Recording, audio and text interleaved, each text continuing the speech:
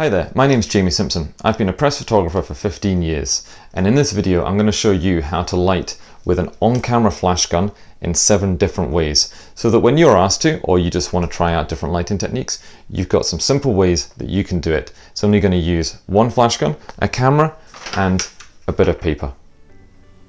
Setup number 1, straight on-camera flash. This is pretty brutal. It makes people look like murderers.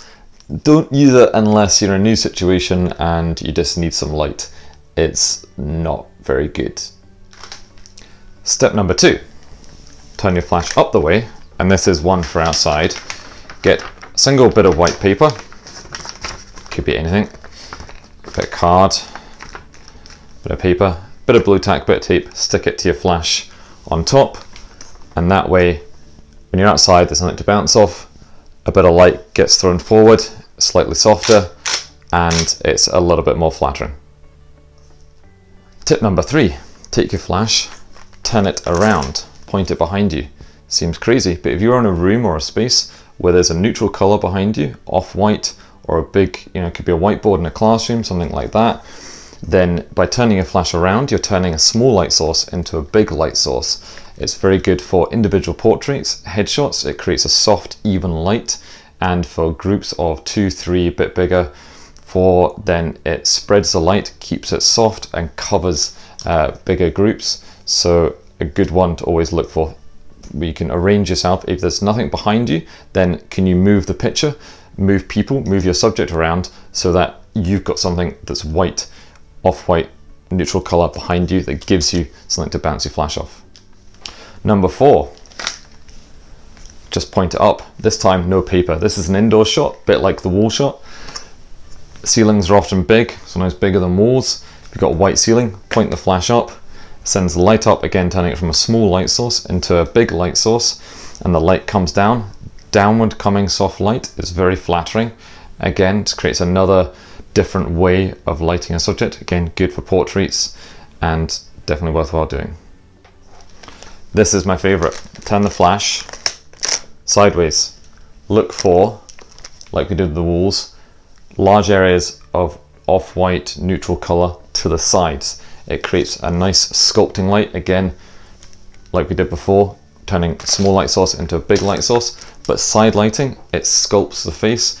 It adds dimension, depth, texture, which you don't get so much from the behind shot or the off the ceiling shot. Side shots create nice depth and sculpting to the face of one subject or more than one subject. So side shot, my favorite side flash.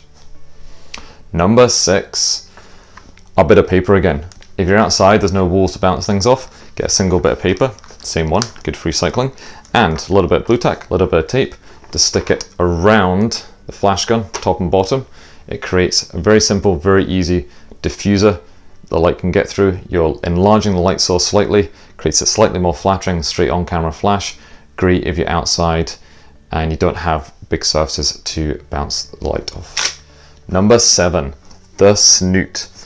Take your bit of paper, our favorite bit of paper, wrap it around the flash gun. Again, a little bit of tape, a little bit of blue tack. And what this does is it focuses the light while keeping it soft. It makes it directional. You're not turning it into a large light source like we have with the other methods, but it just changes the shape of the light again. It does soften it a little bit, and it can create quite a nice dramatic look. If you want someone to, if you're doing a music portrait or something with a little bit more drama, a little bit more edge, then this is a good one because it really isolates them in the light, creates like a little pool of light around them, and yeah, it's just a really good technique, really good effect to do quickly, easily, just one flash gun, one bit of paper. And this is the last tip for those of you that stay to the end. Wee Brucey bonus, it's a UK expression. If you want to add a little bit of extra pizzazz, bit of dimension, look for coloured walls. Use this carefully, it's going to take a bit of practice, but if you have a coloured wall, you bounce your flash off the colour, the light will pick up some of the colour off that surface, and it will add it to your subject. It can look really bad sometimes, but if you play around with it and you add it in with ambient light, it can look nice and it can add a bit of more flair to your picture. No coloured walls around, use some coloured paper. Bounce it through the coloured paper, it's going to pick up a bit of colour from that color paper. So that's a wee extra tip for you. So now you know 7 different ways to light with only an on-camera flash gun, a camera, and a single bit of paper. I'd love to see what you create with these techniques. There's plenty of other things that you can do to light, so if you want to hear and me to do other videos on how to do more advanced lighting techniques, then get in touch in the comments down below. And also, if you enjoyed this, please like and subscribe, and if you think someone would benefit from it, then please share this video. Thank you.